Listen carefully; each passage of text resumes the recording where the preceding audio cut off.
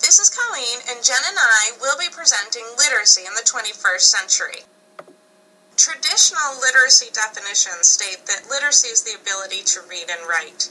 And literacy within the classroom has changed so much over the years. Formal education in the 1800s found the introduction of basal readers. And of course, basals have mainly gone by the wayside in a lot of classrooms, although they're still strongly used today. There's just a shift in how they're used and what the content is. There's been going from sight words to phonics, and from phonics into whole language. Whole language has brought us a little bit back into phonics, and that is part of whole language. But I think the great thing about that is it's all built into now what we're seeing with literacy and technology. I think whole language was a strong base for that. Mark Overmeyer's podcast, he said that choice is not enough to motivate students to write, so their choice of writing. But being able to have different ways of writing, I think, is something that's coming into the foundation of literacy and changing that definition from this past. And in educating mobile generation, children don't seem to be engaged, just as Mark Overmeyer had said in his podcast. And their big quote was, "Don't just sit there, do something." So as whole language tried to get kids not to just sit there in more of the traditional literacy, now coming into technology, that's really getting kids to be active and engaged in their literacy. So how is literacy evolving? Well, we know that we now live in a digital world, and as the changing world of literacy video tells us, that means our students now need different critical thinking skills and digital competencies that they didn't necessarily need before. Literacy is more than just reading and writing. The changing world of literacy video reminds us of that and tells us that it's no longer linear. Students do not have to start in a predetermined rigid structure like in the past. They're no longer bound by space or time.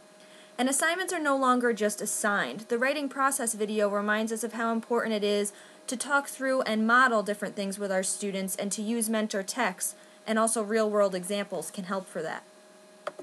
So now literacy is more about interpreting and composing, and that really begins with a focus on authentic activities. The changing world of literacy video reminds us too that that includes a variety of sources, whether they be online or print sources.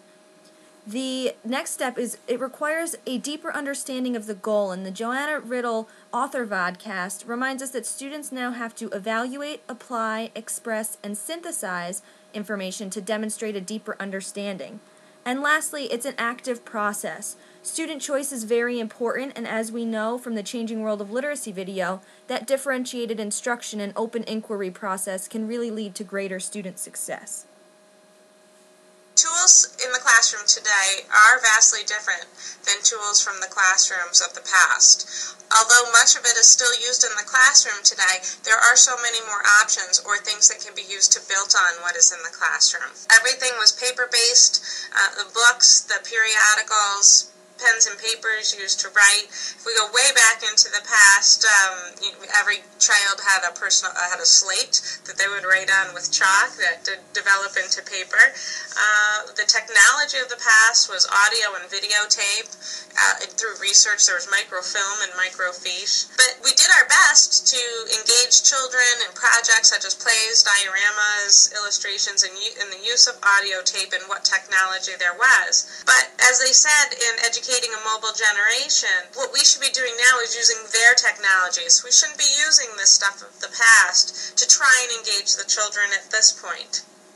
So the choice of technology is good for the engagement and for producing creative projects and writing.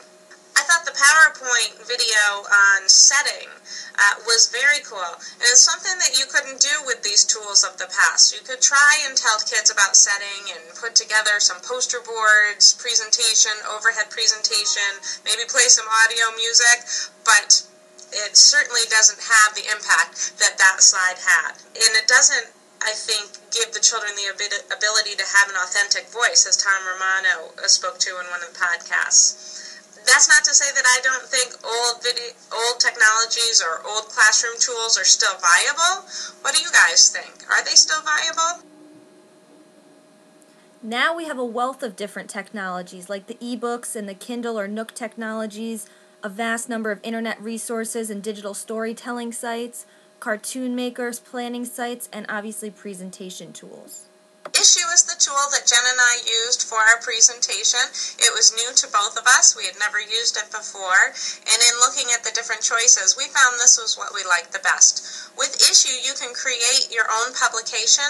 You can take any documents from your computer, documents, pictures, PowerPoints, anything you find on there, upload it to Issuu to create a publication of your choosing.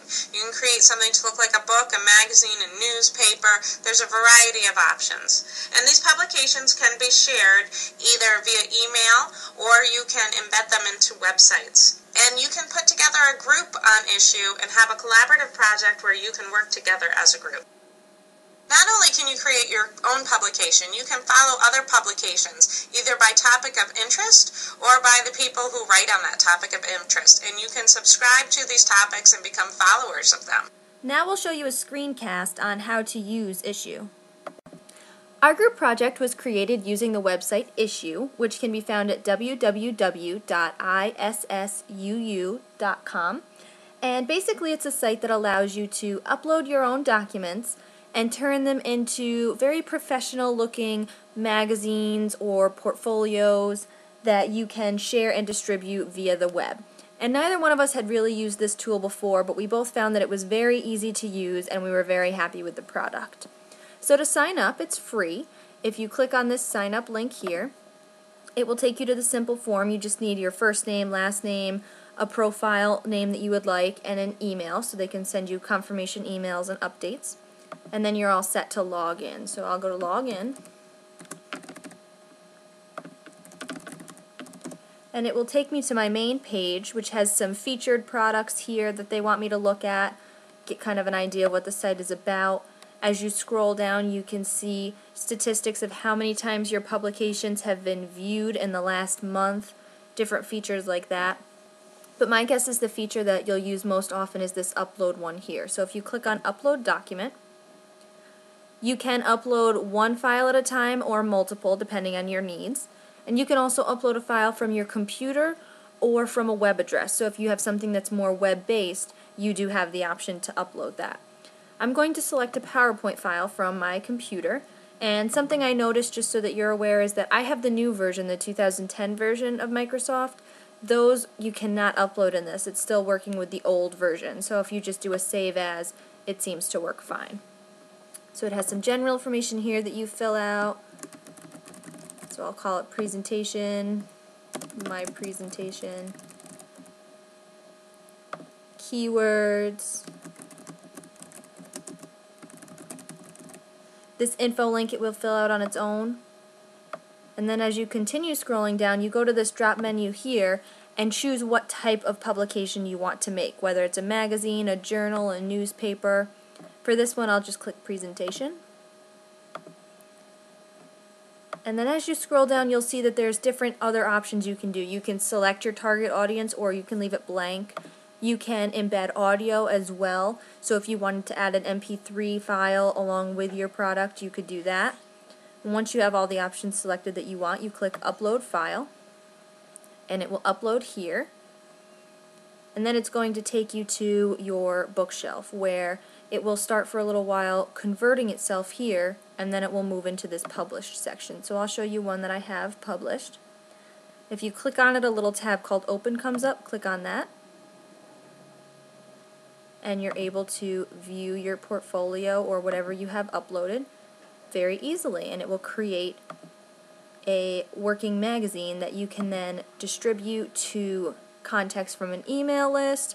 You can distribute on the web so that it comes up more often in a search engine, or you can simply leave it and send the link to whoever you would like to. So we found that this was a great tool that we could use.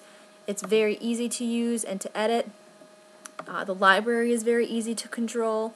All of the things we really liked about it, and we hope that you'll have a chance to try it out too. This is Colleen, and my portion of this collaboration was past literacy and past classroom tools, and also addressing the features of Issuu, which was a new tool for both Jen and I.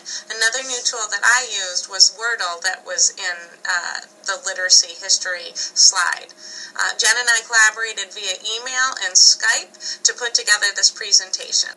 And this is Jen, and I tackled literacy today, classroom tools today, and the Issuu how-to screencast.